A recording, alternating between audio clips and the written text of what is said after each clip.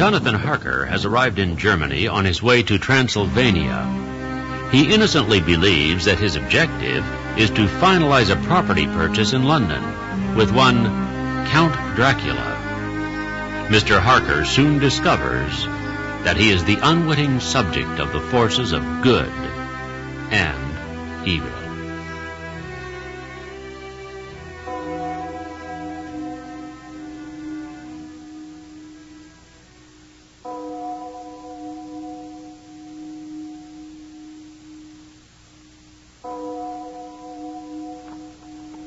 May 1st, 1897, Munich.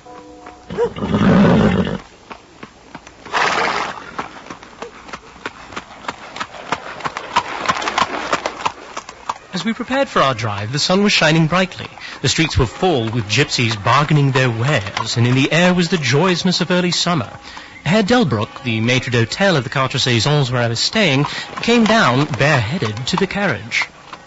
Ah, Mr. Harker, good afternoon. Good afternoon to you, Herr Delbruck. You are going for a drive, I see. And I trust a tour of your countryside will prove as satisfying as the lodgings you provided.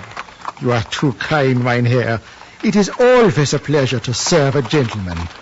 If you will excuse me, I must have a word with your driver. Johann appears a capable horseman. He is a peasant, mein Herr, and peasants live by their fears. But he is obedient. Johann, kommst du her? Ja, mein Herr. Johann, remember, you are back by nightfall. The sky looks bright, but there is a shiver in the north wind that says there may be a sudden storm. But I am sure you will not be late, for you know what night it is. Ja, mein Herr. Do you understand what I am saying to you? Ja, mein Herr.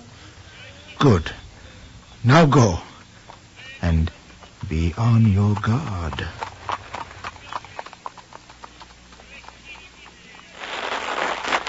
We drove off as Johann started the horses at a quick pace.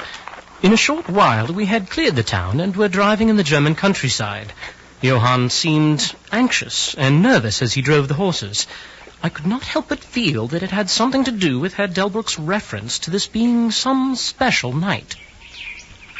Johann? I say, Johann. Mein Herr. Tell me, Johann, what is tonight? Tonight ist Walpurgisnacht. As Herr Delbruck had said, the peasants live by their fears. In preparation for this visit to Count Dracula, I had made a study of local customs and beliefs, and it served me well. Walpurgisnight was no simple matter to this man. According to the belief of millions of people, on this night the devil was abroad. And on this night the graves were opened, and the dead came forth. All evil things of earth and air and water held revel. And will the dead walk tonight, Johann? Mein Herr. I asked if you believe the dead will walk tonight. To speak of it is dangerous, mein Herr. Ah, Johann. To be afraid of such witches' tales is foolish. And what is it? Do not fear the beast. What's that you say? Nothing, mein Herr. It is a saying of peasants. Why, yes, of course. Johann drove the carriage at a strong pace, although there was no apparent need to hurry. Every now and then the horses seemed to throw up their heads and sniff the air suspiciously. On such occasions I often looked around in alarm.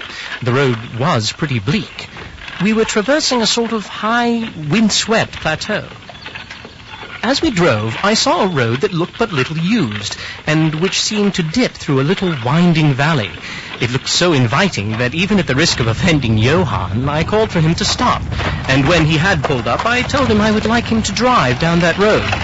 He made all sorts of excuses, and frequently crossed himself as he spoke.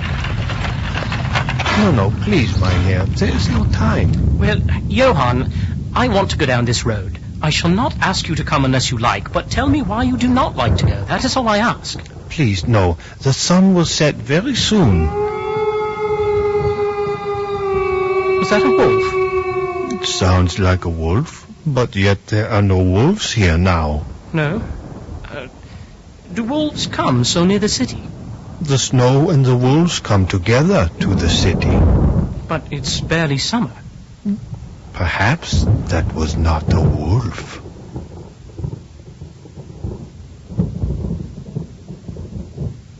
The sunshine passed away. Dark clouds moved rapidly across the sky, and a breath of cold wind seemed to drift past us. It was only a breath, however, and more in the nature of a warning than a fact, for the sun came out brightly again. Johann looked under his lifted hand at the horizon and said, The storm of snow, he comes before long time. Johann, tell me about this place where the road leads. It is unholy. What is unholy? The village. Then there is a village. No, no one is alive in that place. But you said there was a village. There was. There is. I see no village. Where is it? Here, in this place. Hundreds of years ago, many died and were buried in graves. Then from the graves, voices called, and there were sounds from under the clay. When the graves are opened, there were men and women rosy with life, mouths red with blood. And so, to save their lives and their souls, those who were left fled away to other places, where the living lived and the dead were dead and not dead. Not dead? Not dead. He trembled as he spoke. It seemed as if his imagination had got hold of him, and he stood in a perfect paroxysm of fear, white-faced, perspiring, trembling, and looking round him as if expecting that some dreadful presence would manifest itself there in the bright sunshine and the open plain. You are afraid, Johann. You are afraid. You may go. I shall return alone. The walk will do me good. I intend to see this village, and I assure you that Walpurgis Night is for fools and peasants, and does not concern Englishmen. Ein Mann ohne Angst ist ein Tor. What's that you say? Only a peasant's blessing, mein Herr.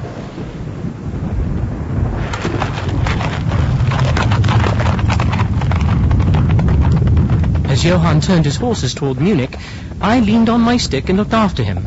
He went slowly along the road for a while. Then there came over the crest of the hill a man, tall and thin. When this man drew near the horses, they began to jump and kick about, then to scream with terror.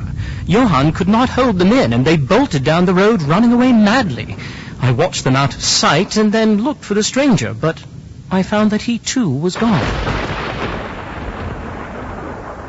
I turned down the side road through the deepening valley, to which Johann had objected. There was not the slightest reason that I could see for his objection, and I dare say I tramped for a couple of hours without thinking of time or distance, and certainly without seeing a person or house.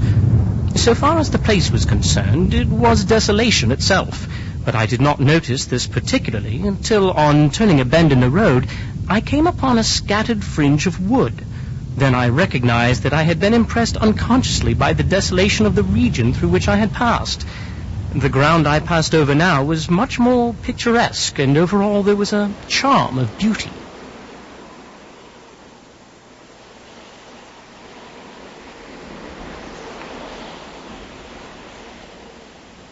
I sat down to rest myself and began to look around. It struck me that it was considerably colder than it had been at the commencement of my walk. Also, a sort of sighing sound seemed to be all round me, with now and then, high overhead, a sort of muffled roar.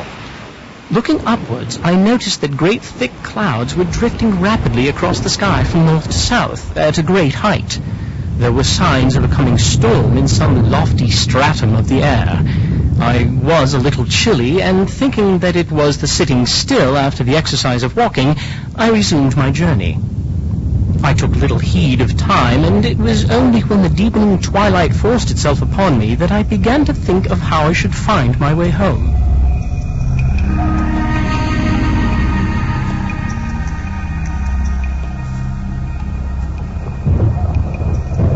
The brightness of the day had gone.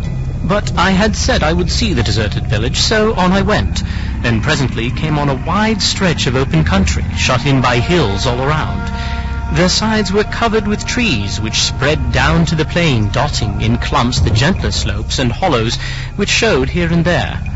I followed with my eye the winding of the road and saw that it curved close to one of the densest of these clumps and was lost behind it. As I looked, there came a cold shiver in the air, and the snow began to fall. I thought of the miles and miles of bleak country I had passed, and then hurried on to seek the shelter of the wood. Darker and darker grew the sky.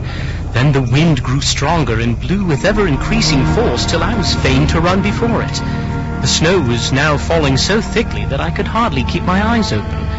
The blackness of the storm had become merged in the darkness of the night, and every now and then the heavens were torn asunder by vivid lightning. And in the flashes I could see ahead of me a great mass of trees, chiefly yew and cypress, all heavily coated with snow. Scattered among the trees were ancient foundations of stone. Perhaps amongst so many old foundations there might still be standing a house in which, though in ruins, I could find some sort of shelter for a while. As I skirted the edge of the copse, I found that a low wall encircled it, and following this I presently found an opening. Just then the drifting clouds obscured the moon, and I passed upon a path in darkness. The wind must have grown colder, for I felt myself shiver as I walked. But there was hope of shelter, and I groped my way blindly on. I stopped, for there was a sudden stillness, and perhaps in sympathy with nature's silence, my heart seemed to cease to beat. But this was only momentarily, for suddenly the moonlight broke through the clouds, showing me that I was in a graveyard. And before me was a great massive tomb of marble, as white as the snow that lay on and all around it. With the moonlight there came a fierce sigh of the storm which appeared to resume its course. I was awed and shocked, and felt the cold perceptibly grow upon me till it seemed to grip me by the heart.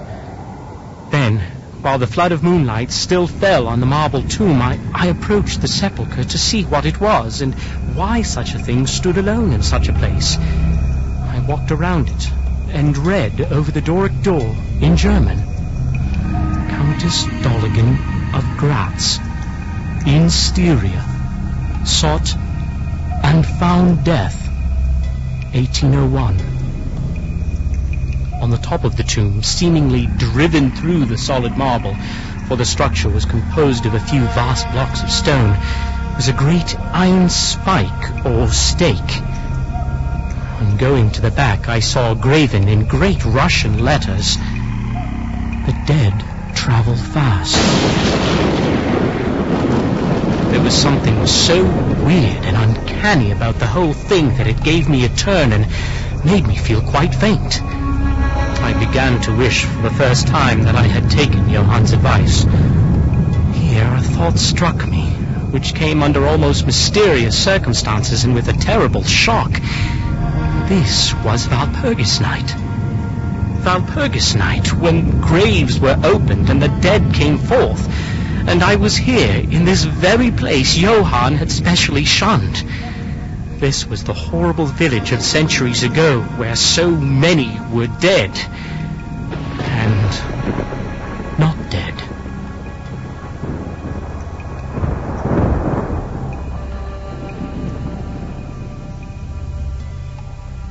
Now a perfect tornado burst upon me. The ground shook as though thousands of horses thundered across it, and this time the storm bore on its icy wings not snow, but great hailstones.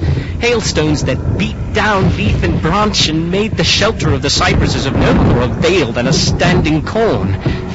First I had rushed to the nearest tree, but I was soon fain to leave it and seek the only spot that seemed to afford refuge, the deep doorway of the marble tomb. As I leaned against the door, it moved slightly and opened inwards.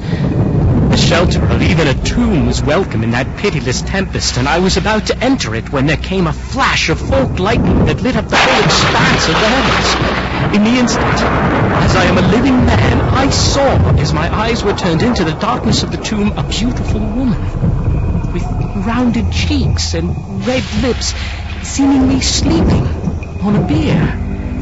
As the thunder broke overhead, I was grasped by the hand of a great giant and hurled out into the storm. I had a strange, dominating feeling that I was not alone. I looked towards the tomb. Just then, there came another blinding flash. It seemed to strike the iron stake that surmounted the tomb and to pour through to the earth, blasting and crumbling the marble as in a burst of flame. The dead woman rose for a moment of agony while she was lapped in the flame, and her bitter scream of pain was drowned in the thunder crash.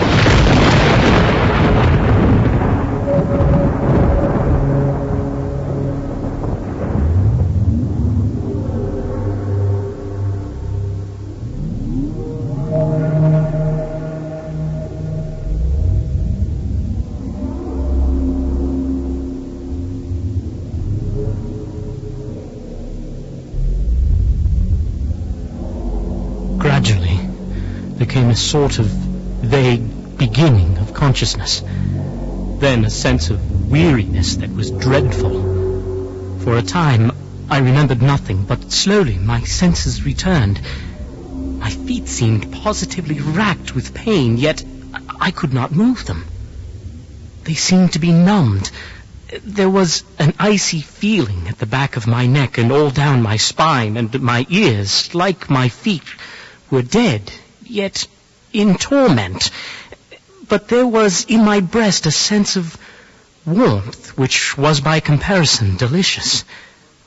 I felt some heavy weight on my chest, which made it difficult to breathe. Then came a sort of loathing, like the first stage of seasickness, and a wild desire to be free from something, I knew not what. A vast stillness enveloped me, as though all the world were asleep or dead, only broken by the low panting as of some animal close to me. I felt a warm rasping at my throat. Then came a consciousness of the awful truth, which chilled me to the heart and sent the blood surging up through my brain. Some great animal was lying on me. And now, licking my throat. I feared to stir. Some instinct of prudence bade me lie still, but the brute seemed to realize that there was now some change in me, for it raised its head. Through my eyelashes I saw above me two great flaming eyes of a gigantic wolf. Its sharp white teeth gleamed in the gaping red mouth, and I could feel its hot breath fierce and acrid upon me. For another spell of time, I remembered no more. Then, seemingly very far away, I heard many voices calling in unison. Cautiously, I raised my head and looked in the direction whence the sound came, but the cemetery blocked my view. Then, all at once, from beyond the trees, there came at a trot a troop of horsemen bearing torches. The wolf rose from my breast and made for the cemetery. At a gallop, the troop rode forward, some towards me, others following the wolf as it disappeared amongst the snow-clad cypresses. As they drew nearer, I tried to move, but was powerless, although I could see and hear all that went on around me. Two of the soldiers jumped from their horses and knelt beside me. Some brandy was poured down my throat. It put vigor into me. Lights and shadows were moving among the trees, and I could hear men call to one another. They drew together, uttering frightened exclamations, and the lights flashed as the others came pouring out of the cemetery, pell-mell, like men possessed. When the further ones came close to us, one of those who was with me asked, "Did you see him?" No. Come away, quick. This is no place to stay. And on this of all nights. What was it? Was it him? It was a wolf. And yet, not a wolf. Without the secret bullet, there is no use trying for him. Serves us right for coming out on this night. Truly, we have earned our 1,000 marks. There was blood on the broken marble. Fresh blood. And for him, is he safe? Look at his throat. See, the wolf has been lying on him and keeping his blood warm.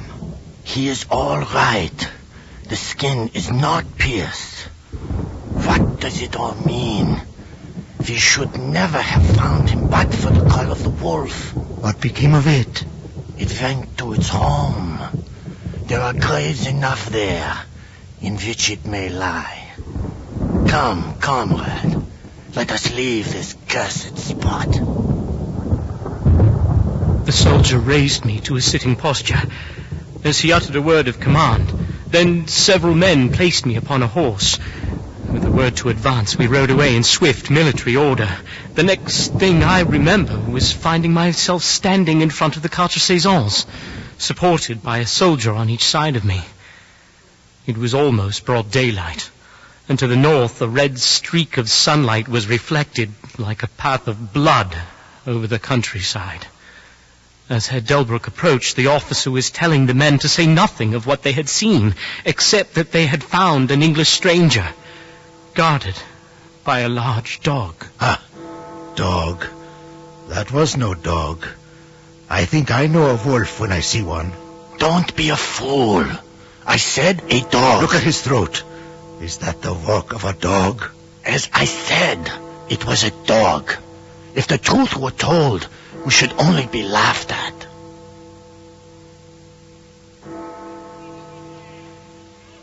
My young friend. Herr Delbruck, how was it that the soldiers searched for me? I was so fortunate as to obtain leave from the commander of the regiment in which I served to ask for volunteers. But how did you know I was lost? The driver came hither with the remains of his carriage, which had been upset when the horses ran away. And you sent a search party of soldiers merely on this account? No, my young friend. Even before the coachman arrived, I had this telegram from the boyar whose guest you are. He took from his pocket a telegram, which he handed to me, and I read. Be careful of my guest. His safety is most precious to me. Should aught happen to him, or if he be missed, spare nothing to find him and ensure his safety. He is English and therefore adventurous. There are often dangers from snow and wolves and night. Lose not a moment if you suspect harm to him. I answer your zeal with my fortune. Dracula.